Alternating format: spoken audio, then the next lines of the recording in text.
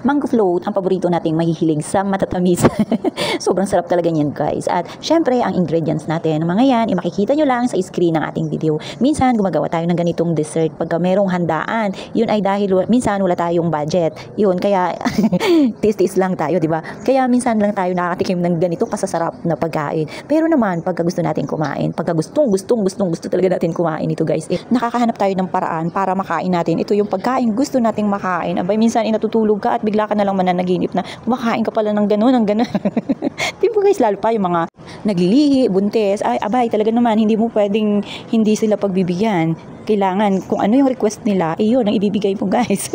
Kaya yung mga tatay dyan, yung mga magiging tatay, talagang kailangan pagbigyan nila yung kanilang mga sweetie pie. At yan na nga guys, ganito lang yan siya guys. Abay, akala mo naman kung magturo ka lang mo expert na sa paggawa nito. Hindi nila alam. Pinanood ko lang ito guys sa video. Kaya ito na, share ko lang din sa inyo ang aking munting kaalaman.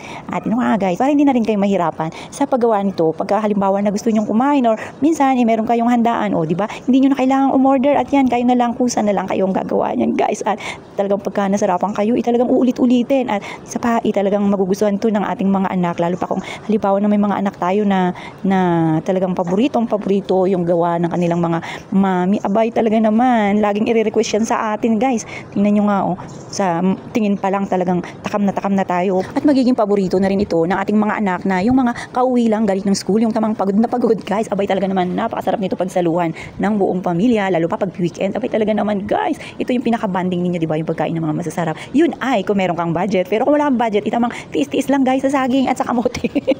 Pero alam nyo, yung kamote at saging, pwede naman yung pasarapin. Diba? Sa saging naman, pwede natin, marami tayong pwedeng gawa ng paraan para sumarap ito. Lalo pa pagka maalam tayo sa pagluluto.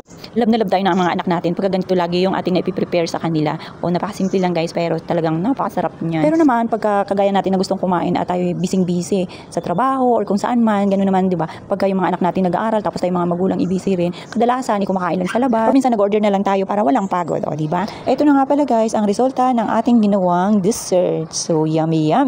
So, hindi pa natin to kakainin. Lalagyan muna natin sa ref guys para mas lalong sumarap. Yan, tinakpan nga lang natin. At ito na, after yan guys, ng ilang oras lang yan sa amin. Talagang babalikan na yan sa ref, di ba? Lalo pa pagka yung takam na tayo at gusto na nating tikman. Pero mas maganda gawin ito sa gabi para pagkagising mo sa morning, ayan, talagang saktong-sakto lang yan, ang tigas na at mas masasarap kasi guys, pagka medyo matigas at malamig. So, ayan na. Titikman muna natin guys. Mukha talagang gutom na ako. Sakto rin nga pala ito sa pambaon, lalo pa sa mga anak natin. Yan, pwedeng ibaon, lalo din sa ating mga work. Para hindi na tayo bibili, diba? So, yummy talaga. Kitang-kita nyo naman guys. Kung gaano kasarap. So, pwede nyo itong gawin guys sa kanya-kanyang bahay ninyo, diba? Pwede rin siyang pangbenta, pero medyo pricey na nga yan siya guys. Kasi nga alam nyo naman, sa dami at sa sarap ng ating mga ingredients. So, paano ba yan? Hanggang dyan lang muna.